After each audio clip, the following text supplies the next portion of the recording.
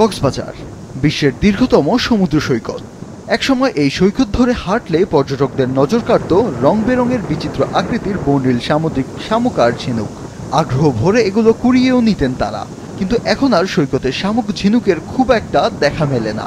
আগে অনেক থাকতো, অনেক দেখতে পেতাম, বাট এখন পুরো বিচের কোথাও তেমন শামুক ঝিনুকের দেখা মিলল না। যেগুলো উঠাইতেছে উঠাইতে একটা সংখ্যা কমে যাইতেছে। সৈকতে দেখা না মিললেও আশেপাশেই গড়ে উঠেছে শামুক ঝিনুকের অনেক দোকান ও বাজার। এসব দোকানে চিল শামুক, জলশঙ্খ, নীলশঙ্খ, নকশি ঝিনুক ও তারা মাছ সহ অনেক প্রজাতির শামুক ঝিনুক অবাধে বিক্রি হচ্ছে। এটা বড় ঝিনুক, এটা হলো একবার বড় আকারের, এগুলো বিক্রি হবে আপনার 700 টাকা। এটার মধ্যে ছোটগুলো আছে কম, আবার ঝিনুক এটা আছে, এটা হলো 400 টাকা। আবার এই ধরনের এই যে শামুক আছে, এটা এই সাইজে যদি নাম লেখানো হয় 200 টাকা। সৈকতে দেখা মেলে না, তারপরও এত বিপুল পরিমাণে শামুক ঝিনুকের সরবরাহ কোথা থেকে আসছে সেটি এক বড় প্রশ্ন। উত্তর মেলে এই বিক্রেতাদের কাছ থেকে।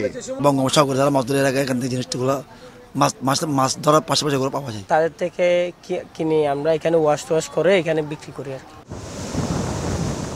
অথচ পরিবেশ বিপর্যয় রোধে 2005 সালে কক্সবাজার, সোনাদিয়া ও সেন্ট মার্টিনকে পরিবেশ সংকটপন্ন এলাকা ECA ঘোষণা করে প্রাকৃতিক জীববৈচিত্র্যের অংশ এসব শামুক ঝিনুক আহরণ সম্পূর্ণ নিষিদ্ধ ঘোষণা করা হয়েছিল। এরা বেশি ওয়াইল্ড স্টকটাকে কমায়, এদেরকে বেশি করে পরিমাণে আহরণ করে ফুল ইকোসিস্টেমটাকে এরা নষ্ট করে ফেলতেছে।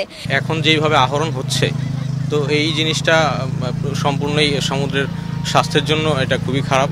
পরিবেশের যে ক্ষতিটা হচ্ছে সেটা সেরে উঠতে আমাদের অনেকটা সময় লাগবে। পরিবেশের ক্ষতি জেনেও অবৈধভাবে সংগ্রহ করা শামুক ঝিনুক দিয়ে তৈরি শো পিস গহনা কিনে নেন পর্যটকরা। এটা তো খুবই মারাত্মক অন্যায়, এটা আমি অ্যাকসেপ্ট করতেছি না। তারপর যখন আসছি দেখতেছি সবাই বিক্রি করতেছে, এরকম আগ্রহ টানি নিলাম আর কি। নিজেদের জন্যই অ্যাকচুয়ালি আমরা করে থাকি অনেক সময়, কিন্তু আমার মনে হয় প্রকৃতির জিনিস প্রকৃতিতে থাকাই সব থেকে ভালো। পরিবেশ বিজ্ঞানীরা বলছে একটি ঝিনুক প্রতিদিন গড়ে 25 গ্যালন পানি পরিশুদ্ধ করে। এছাড়া পানিতে বিদ্যমান নাইট্রেটস এবং অ্যামোনিয়া শোষণ করে পানিকে প্রাণীর বসবাসের উপযোগী রাখে। কিন্তু সম্প্রতি সময়ে বিপুল পরিমাণে ঝিনুক শামুক আহরণ এবং তাদের বাসস্থানের পরিবর্তন সহ পরিবেশ দূষণের কারণে এসব ঝিনুক সমুদ্র থেকে হারাতে বসেছে। সমুদ্র বিজ্ঞানীরা বলছেন, নির্বিচারে আহরণের কারণে সৈকত থেকে শামুক ঝিনুক প্রায় 80% আবাসস্থল হারিয়েছে। এটি রোধ করা না গেলে কক্সবাজার এবং সেন্ট মার্টিনের ভবিষ্যৎ নিয়ে বড় আশঙ্কার কথা জানালেন তারা। প্রায় 80% ঝিনুক শামুক এখন আমাদের যে প্রাকৃতিক যে পরিবেশ সেখানে পাওয়া যাচ্ছে না, এবং এরপরে যেমন গত 12 বছর যেহেতু কোনো ধরনের জরিপ হয়নি, আমরা আশঙ্কা করছি এর পরিমাণ আরও হ্রাস পেয়েছে। ঝিনুক প্রাচীর উপকূলবর্তী এলাকায় ঢেউয়ের প্রভাব থেকে রক্ষা করে, তারপর ঝড়, জলোচ্ছ্বাস, বন্যা, বিভিন্ন প্রাকৃতিক দুর্যোগের হাত থেকে রক্ষা করতে সাহায্য করে। ঝিনুক ক্রমাগতভাবে হ্রাস পাচ্ছে, সেই ক্ষেত্রে কক্সবাজার, টেকনাফ, সেন্ট মার্টিন ইত্যাদি উপকূল অঞ্চলটা খুবই হুমকির মধ্যে পড়ে গেছে।